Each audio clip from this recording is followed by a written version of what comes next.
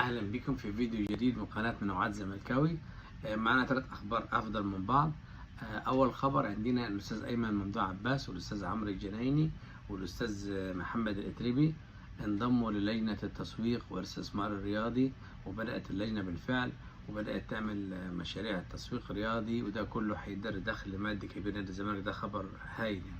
الخبر الثاني، رعاية قطرية نادي الزمالك هتبدأ الأسبوع ده، وهيحاول الزمالك ينهيها آخر الأسبوع إن شاء الله.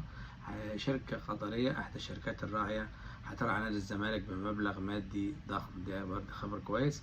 خبر أخير، ناس ما تعرفش إن الأستاذ هاني شكري والأستاذ هاني بيرزي من الناس اللي اتبرعت ب4 مليون جنيه لإنهاء صفقة النجم الدولي واللاعب السوبر، صفقة القرن الكابتن عبد الله السعيد. دي كانت كل اخبارنا من منوعات زملكاوي. ما تنساش نشترك في Like, القناه، subscribe. لايك وسبسكرايب. تحياتي للجميع. سلام.